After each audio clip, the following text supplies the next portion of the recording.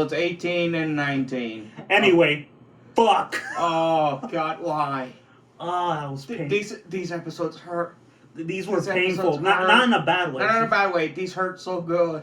Exactly, they were like... But why? Why so much trauma? Why? Poor Louise. Poor Jeez. Louise. Her family didn't deserve that. They weren't promoting war. Fuck Nina Trinity. What a cold-blooded bitch.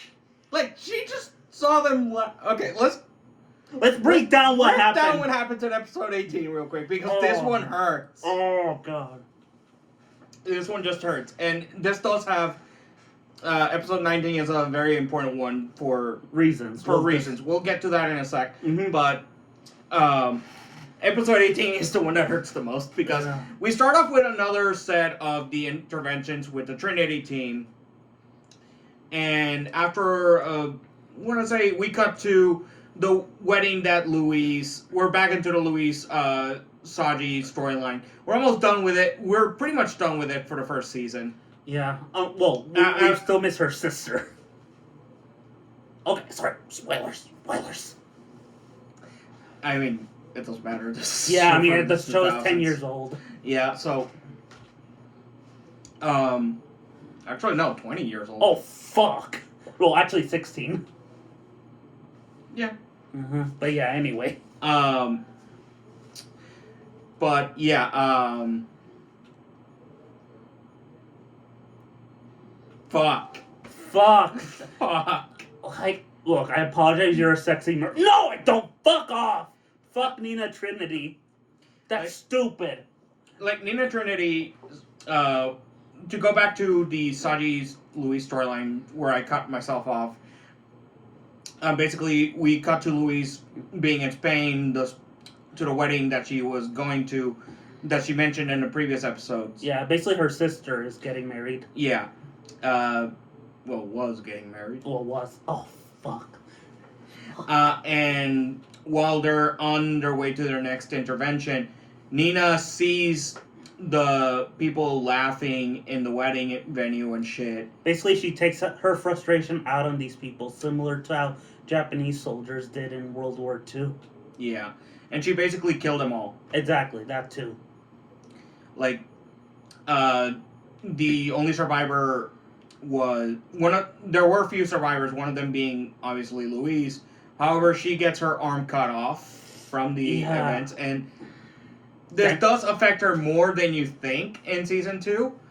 But we'll get to that when we get to that, because it's revealed there. Yeah.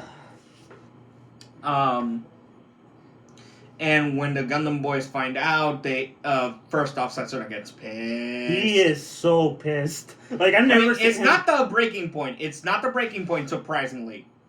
It's the next intervention that the Trinity team do, where they attack civilians. For no reason. They attack an ammunition factory that's full of civilians. Yeah. Now, thankfully... Surprisingly enough, even though there were massive casualties, Graham Acker actually manages to intervene and stop them in time. He actually manages to do damage to that's the one of the thrones, and he actually goes fucking berserk. I love that. Me too. That's one of the only times where I'm like, okay, you're being heroic here. I'll accept that. Yeah, like, this is... You know what? If it's against the Trinity team, you might as well be a hero. Exactly. Like, Jesus Christ, those guys are fucking psychos. Like, mostly Nina and Michael. Those two. Because surprisingly, the other one, he does have his problems. He's just an emotionless bastard. Yeah, it's like, dude, your siblings are killing innocent people. At least berate them. At the least. Yeah, like... Or hell, put them in the break for a week. Yeah. And it's after Graham... After that particular intervention that Setsuna finally snaps... and goes after the Trinity team. It's like God basically decided to put his wrath on these three. Yeah. Because not only does Setsuna go into it, we're finally going into episode 19, by the way. Not only does Setsuna go after them, Tieria goes after them. Surprisingly, Tieria. And both of them end up joining forces. For the first time, they get along, surprisingly. Yeah. Like, this is what finally drives them to work together. Them being pissed at Trinity. Which is so funny, yet makes sense given their characters. Yeah, makes sense. I mean, there is one important detail that is revealed in episode 18, and that's the fact that for some reason, Tyria can't access certain levels of Veda for some reason. Yeah. Like, he is able to still access up to level 6 and parts of 7, but... Not all of 7. But not all of 7, because some of it was changed, leading into the fact that that Veda might as well have been hacked. Yeah. I mean, it got hacked, but, you know. Mm-hmm.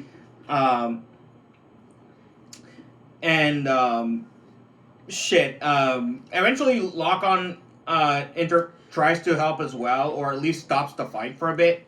Thank God. And we get an unfortunate revelation into the past of both him and Setsuna, and that's the fact that Setsuna is part of the group that killed Neil Delandy's family, and by a suicide bomber, which by 2007 was really disturbing. Yeah. Like, this show was made in 2007. There's a lot of Iraq and 9/11 influence here. I mean, considering Kruger's might as well be the equivalent of Iraq, yeah. Yeah, that's not helping. Anyway, yeah, sorry. Thankfully, after that, we do cut back into the Saji storyline for a bit. Poor Saji. Oh yeah, we're gonna from here on in. The Saji storyline is back in action until until we cut to the next episode. Yeah, because pretty much Saji and Luis go their separate ways, and because Luis is wants Saji to follow his dream. Yeah, basically, what I like about this episode is how it uses lighting. Like, half of Luis' face is dark, and the second half is like... Yeah, like you can see the shadows. Yeah, it's like basically communicating that darkness is consuming her, or evil. Same thing with Saji, surprisingly. Oh yeah, that too. Saji is getting there, but oh god, we are not there yet. Yeah. We're not there yet. Yeah, like at least what the thing about Saji, once we get to season 2, is that as an outside perspective, of course he would hate Celestial beings. But once he gets to know the people, he realizes, wait, no. I mean, he knows one of them, he just doesn't know it. He doesn't know the context, that's the thing. Exactly. So,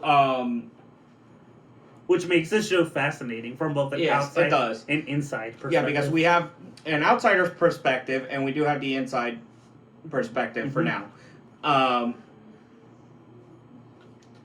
We also get into what really means what it really means to Setsuna being a Gundam, and that's being the symbol to eradicate war. Yeah, obviously, but also, like, I always said that obviously he also wants to become a god, but that too, he wants to become a symbol to eradicate war as well.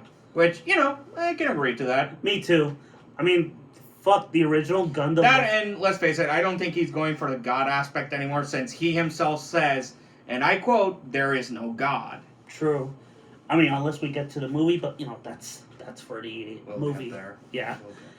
We'll get there. What Setsuna, like... yeah,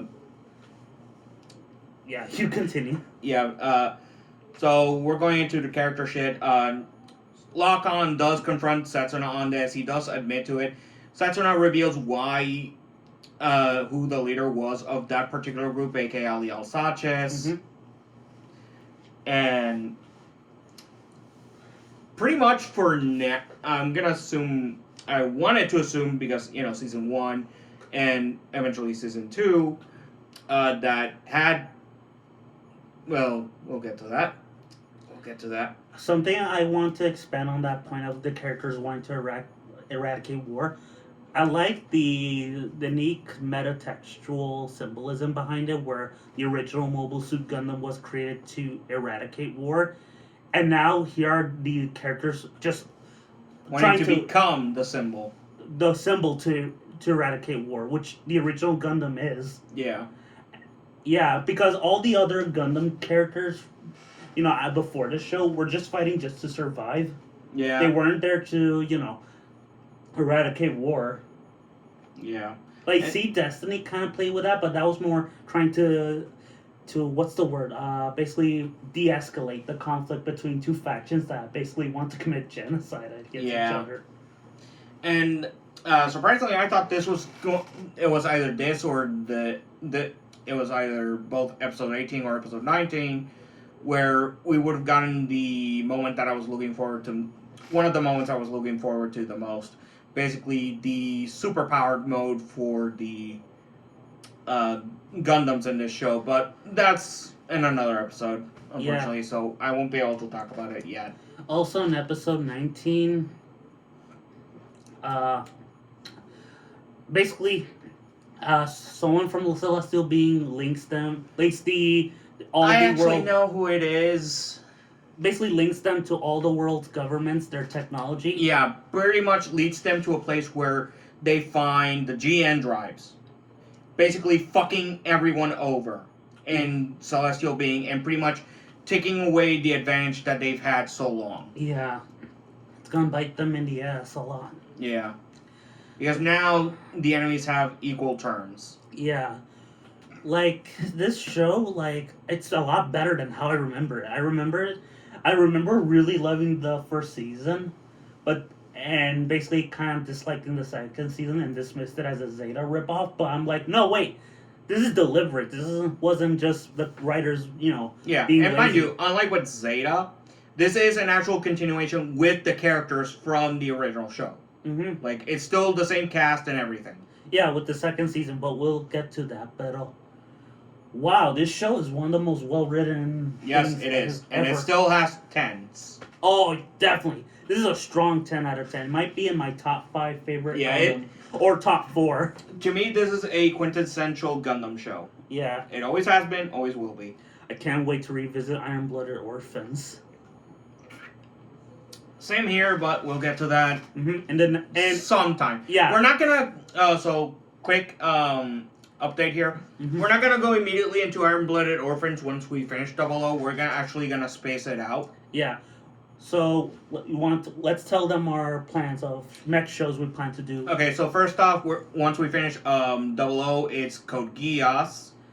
Then it's Iron-Blooded Orphans. Then it was... Heavy Object.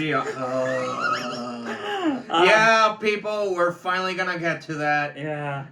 And we're delaying it as much as possible now. Yeah.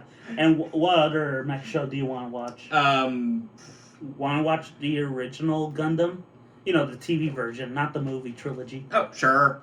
Because I don't mind the compilation movies, it's just they do miss some details. Yeah. Or, change some details for the worse. Yeah, that way we can see the original episode 15, the original Kukuru still on Island.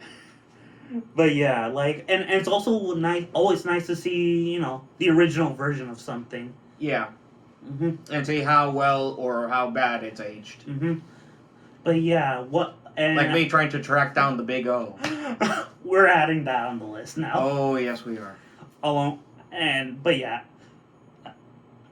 Yeah. So, original Gundam asked for...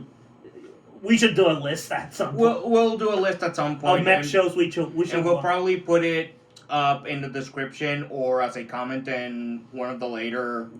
Survival arc videos so that everyone can have an idea for it. Mm-hmm. Oh, and I want to say to you guys, so here's my plans for Season 2 and 3. Season 2 will be on Miyazaki's works, and Season 3 will be on horror anime. So look forward to that. Yeah. Happy Halloween. Catch you later. Peace.